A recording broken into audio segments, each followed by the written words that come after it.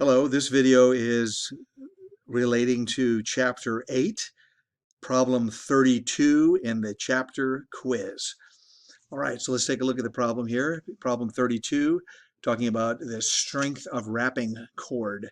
Now, as I've said so many times, these are metaphors. These are problems that help us understand the concepts, but this exact same technique would be used for any number of problems that might be a little more interesting to you, medications or strength of materials or what have you. In any event, this is what we're talking about here is that the manufacturer claims that the standard deviation of the strength of a wrapping cord is 9 pounds. So now I want to point out he's talking about standard deviation. And we'll see here in a minute that our formulas deal with variances. So that's a common error. People will start using standard deviation when they really should be using the variance, okay? Okay, so then it says a random sample of 10 wrapping cords. So n is 10. That's the size of the sample set. And that'll be important in a minute because our degree of freedom is going to be n minus 1. Okay, so this sample produced a standard deviation of 11 pounds. So again, standard deviation is 11 pounds. Our formula is going to be using the variance, so keep that in mind. This is standard deviation, and obviously we know how to convert from one to the other. Alpha is going to be 0.05 or 5%. We're going to test the claim, and they want us to use the p-value method. We're going to use both methods just to make sure we know how to do this, okay? So if you look back up here in the formulas, as you should know by now, at the end of each chapter, they have important formulas. So this is a formula we're going to be using, the chi-squared test for variance or standard deviation. So let me close this out. And here's my handwritten solution. Now I try to always follow the same basic pattern, same outline. I urge you to do the same thing. I think it's very useful to do it this way. And I hope you're trying it my way. And obviously you can make your own changes as you determine to be appropriate. So the first thing I always write is given. So I say given such and such information, and then I'll say find. And then I'll have a discussion, and then I'll have the solution. So let's take a look at how this works. So the given here, looking back at the problem, we see that oh gosh, give me 1 second here. Okay, the problem itself says that the claim is blah, blah, blah. Okay, so that's our null hypothesis, is that in our claim is that the standard deviation is 9 pounds. So how do I write that? I write that as h sub 0. That's the null hypothesis, is that the standard deviation is equal to 9. That's my claim. The alternative hypothesis that we're testing is that sigma, standard deviation, is not equal to 9. So do you see where that comes from? We want to test the claim. The manufacturer says that it's 9. We want to test that. Maybe it's 9, maybe it's not 9. Okay, now, so the way the problem is written tells us how we phrase, or how do we pose the problem or pose the alternative hypothesis.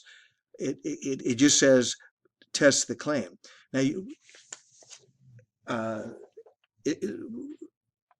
1 second. I think where sometimes people get confused is they'll say, okay, well, we took a sample and it's 11 pounds. So why are we testing it both ways? Why don't we just say, well, is that significant or not? 11 is more than 9. Well, that's just the way we do it. I mean, we set up these problems ahead of time typically. Typically, what will happen in real life is they'll have a situation where before they even get any of the data, they'll have what's called a DAHAP, a data analysis handling analysis plan. So it's a data, oh, I'm sorry, that's not right. It's a data acquisition, handling, and analysis plan. And what that does is it tells you ahead of time how you're going to be doing your experiments. So you don't know ahead of time what your sample is going to give you. So what you do is you set this up, and then once you set it up, you can't change it, because if you changed it after you get your data, people could accuse you of not being intellectually honest or not being scientifically honest. So that's why, in a situation like this, we're testing the claim, even though we our sample is 11, and that's certainly bigger than 9, we're still making this a two-tailed test. Okay, so that's the reason we do it that way. Okay, so the alternative hypothesis is sigma is not equal to 9. Okay, so the random sample of 10 chords resulted in a standard deviation of 11 pounds. So S is 11. So now you see the distinction here? S is the standard deviation of the sample. Sigma is the standard deviation of the population. Okay, so then find, what are we looking for? We're going to use alpha is equal to 0.05. We're going to test the claim. And the author wants us to use the p-value method. So as I mentioned, I like to have a little discussion first. I find it very helpful. I hope you do too. So here's my discussion. First, we note that this is a two-tailed test for the reasons that I just mentioned a moment ago. Secondly, we notice that we're going to use the techniques that are found in section 8-5. So take a look at 8-5 and make sure you understand all that. And then more specifically, example 8-26 deals with a two-tailed test, and it's similar to this. So I recommend that if you're having difficulty with this concept, take a look at that example. And example 8-29 shows us how to find the p-value using the table, and we're going to do that in this problem. Okay, so solution. Always, the first thing we do, the first step is finding the critical values. Okay, and we're going to go to table G.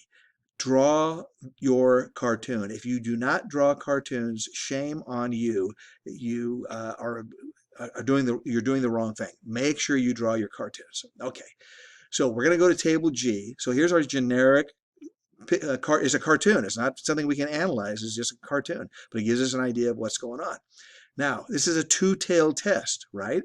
So that means that out of the 5% error budget that we have, out of that 5% that we're going to look at, we're going to use as a level of significance, is a two-tailed test. So half of the 5% is over here, the other half is over here. So 2.5% over here, 2.5% over here.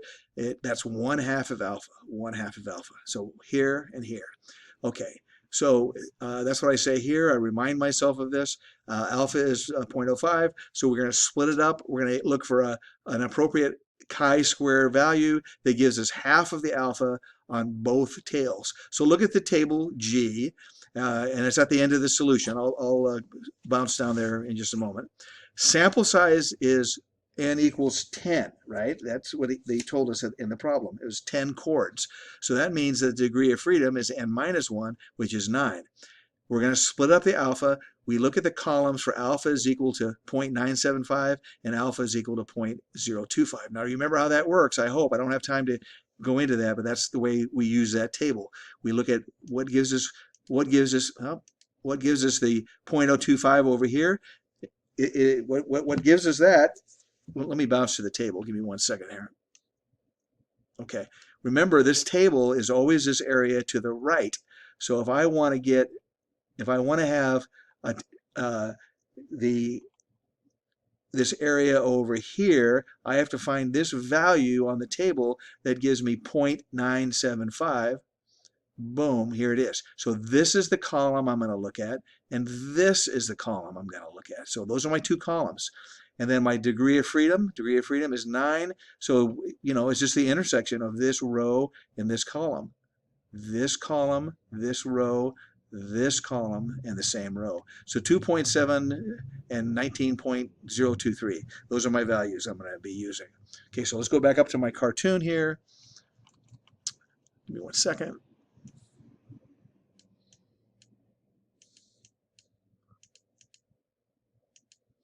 Okay, so look at table G, the end of the solution. Oh my gosh, how do I gotta get rid of that? Okay, so we look at table G. Now, I hope you're following along in the book. You should be looking at your own table. The sample size is n equals 10, degree of freedom is 9, and then here's the two values that we get, okay? So those are our two critical values, okay? Now, draw your cartoon again. This is my new cartoon. 2.70, 19.023, those are the critical values, and what that gives me, what I know is that over here to the left is 0.025, and over here to the right is 0.025.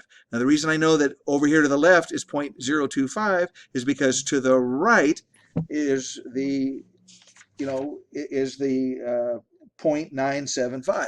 Okay, again, it's just using these tables, using the tables a couple of hundred times, and it'll be very intuitive for you. Okay, so now here's our test value. This is what we're going to, the formula we're going to use that I showed you a moment ago in the book. So here it is. Chi-squared is equal to blah, blah, blah. Okay, now it's very helpful to when you write these things down, remember where everything comes from. The sigma, or the variance here, this variance comes from our claim. This variance comes from our sample, right? Because S is it tells us that it's from a sample. That's a statistic, whereas sigma, that's a Greek letter, so that is a parameter. So that comes from our claim. So from our claim, what do we have for a variance? Well, our claim is that sigma is 9, therefore our variance is going to be 9 squared, okay? And similarly for the S. So let's get back down here. Okay, so sigma squared is 9 squared, that's 81. S squared, that's 11 squared, that's 121. N is 10, we need that too we need that for here. And we plug everything in. We just plug everything in, crank it out with your handy dandy calculator, and what do you get? You get a test value of 13.4. Well, 13.4, that's right there. Here's my cartoon again. That's in the non-critical region. So we do not reject the null hypothesis because I'm in here. This is the non-critical region. Okay, so that would be the end of the problem in the traditional technique. Let's say if we do it with a p-value. What we're going to use is we're going to use our test value of 13. Now it's very important to realize you always use the test value.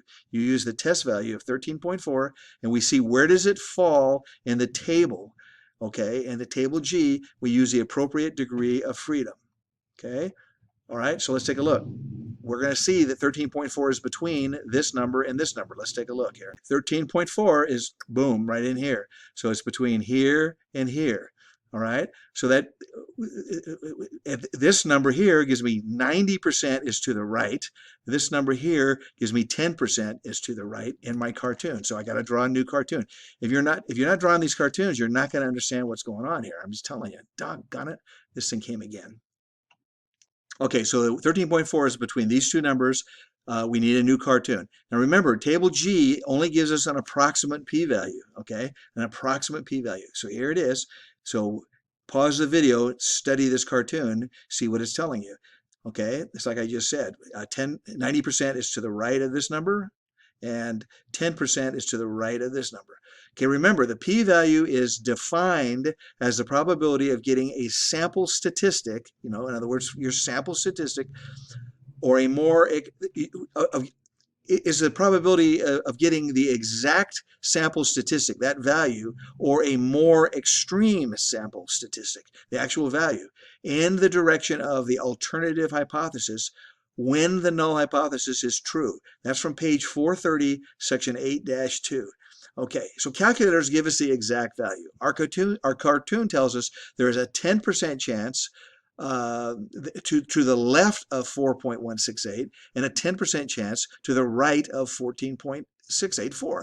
So there's more than 10% plus 10%. So more than 10 plus 10, that's 20% of getting a more extreme value. So all we can say is an approximation. All we can say is that the p-value is greater than 20%. That's way more than the alpha of 5%. So we do not reject the null hypothesis. We get the same result as we did before. So if you look at this cartoon, everything kind of becomes more clear, I think. See, I don't know what the p-value is exactly, but I know that from here to here is a heck of a lot more than 10% because that's what 4.168 is. From here to here is a heck of a lot more than 10% because that's what I get for 14.684. So that's why you double these two. You take this guy plus this guy, and the book mentions that as well. So this guy plus this guy, you add them up, that's 20%. So that's why the p-value is more than 20%. The p-value is is more than 20% chance of getting this particular value for the sample statistic.